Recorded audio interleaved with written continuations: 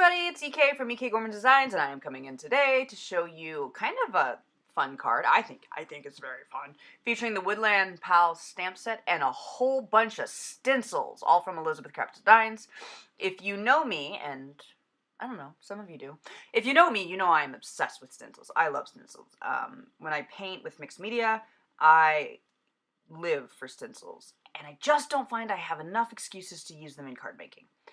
I know somebody's going to be out there being like, but you can use them all the time in card making. Yeah, I struggle with using stencils in card making. But I found these stencils that you'll see coming up here in a little bit.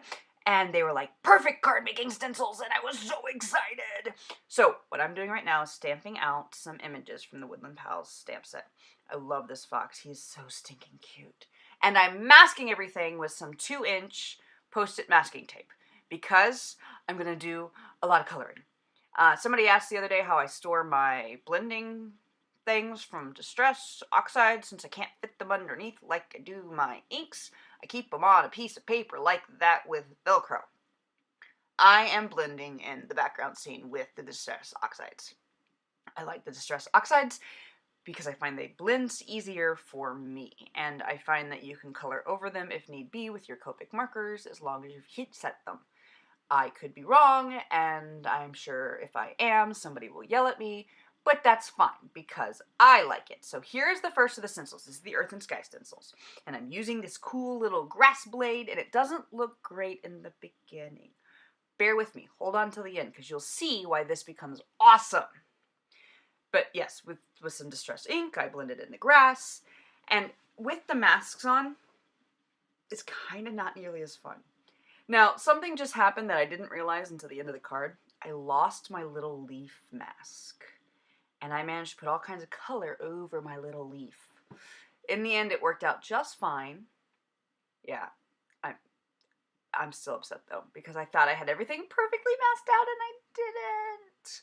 I'm adding some hills. These are supposed, I think the stencil is supposed to be mounds of snow.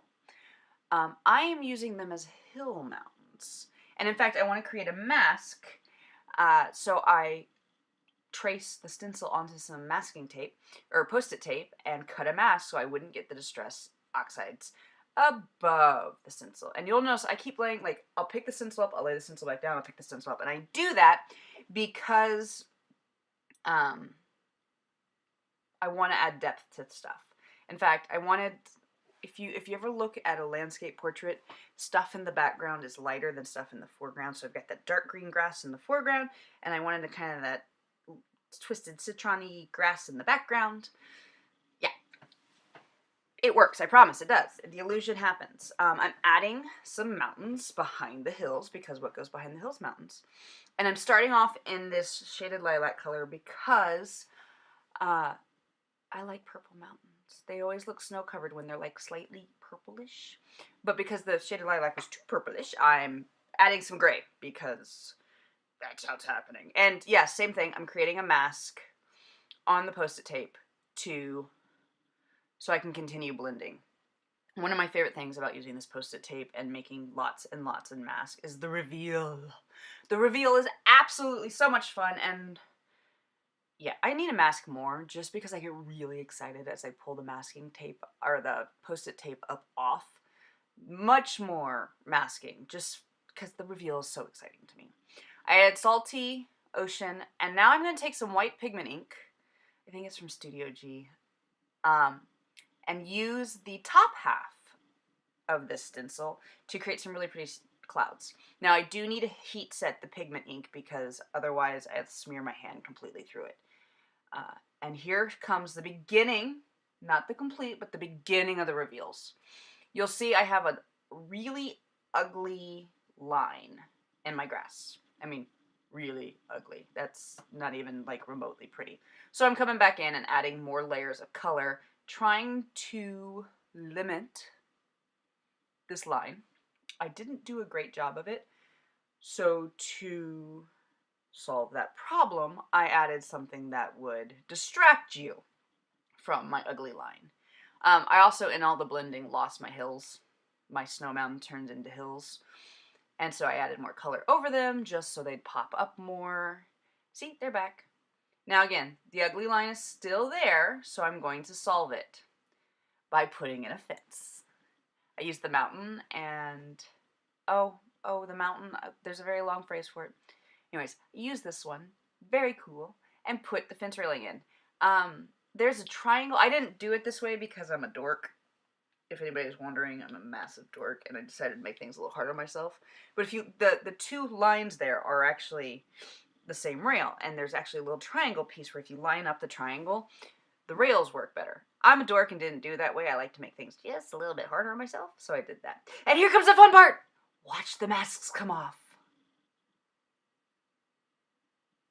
And that's when I discovered I didn't have the leaf mask. But look at that! Look how crisp and clean and white they are. It's so exciting. I love when the masks come off. Now, like I said, I'm pulling out my Copic markers and coloring in my focal images in the foreground because with color on the focal images, you stop noticing how bad some of the blending is in the background because I am blending challenged. Not everybody is. Many people are great blenders. I am a blending challenged person. But heavy Copic coloring disguises my blending challengeness. Anyway, coloring in the image, I noticed that the tree, there was a great debate of whether or not to use the tree. I love this tree. But the great debate was, it's not a full piece of paper tree. It ends too soon. So I was like, you know what? I'll just make a tree stump.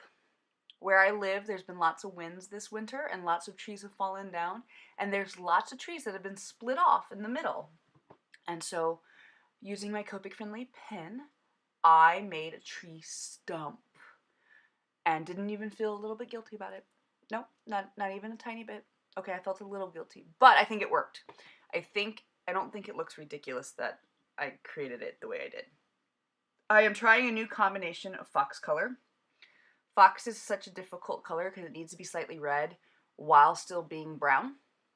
So I'm trying stuff from the E0 family of the Copic markers. So I've got the E04 and 9 and 7. Trying to get a nice blend. It looks a little harsh right now, but it will settle and look better. It does settle and stops looking so shiny. I've changed the lighting setup in my office. It's not working. I have really bad glares, and the lighting is a little harsh right now, so I apologize. I'm going to have to redo everything and reconfigure all my lighting. I'm not excited about this, reasons why it hasn't happened. My desk floats in the middle of my room, and in that, floating in the middle of the room, I have to run cords under carpets and things, so. The fence, once I got the Copic coloring in, the fence was flat. There's just no other way around it. So using my Copic markers, I just added some depth and highlight to the fencing. And then once I added depth and highlighting to the fencing, my grass was a little flat. Now I realized I was missing shadows, so I added some simple shadows into the grass. They're really subtle shadows, but I added them nonetheless. And then just flicked in some Copic marker over the grass zones to give the grass some more movement as opposed to that staticness that it was feeling. And I just did it with, I did it quickly with just 2 colors because I didn't really need a blending color because that Distress Oxide was underneath. Really, I was just trying to create some depth and dimension. I decided to go with a sentiment, a really simple one. It just says, be happy. Oh, now I need it to be stamped. This happy, think happy, be happy. Wow, can't do things. And using the Dashing Rectangles die set, I trimmed it down a little bit, added some clear double-sided adhesive to the back, and added it to a A2 card frame to finish off the card. This was so satisfying. To play with a bunch of stencils and to create what I think is a very fun, pretty background was very, very satisfying. If you want to see more projects like this in which I experiment with stencils and stuff like that, give me a thumbs up because then I'll know you're liking what you're seeing. If you want to see other projects by me, click the dragon. That will subscribe you to my channel. Otherwise, thanks for coming in today and watching me ramble and stutter. It's always a pleasure to see you. Thanks for being here, and happy crafting. Bye.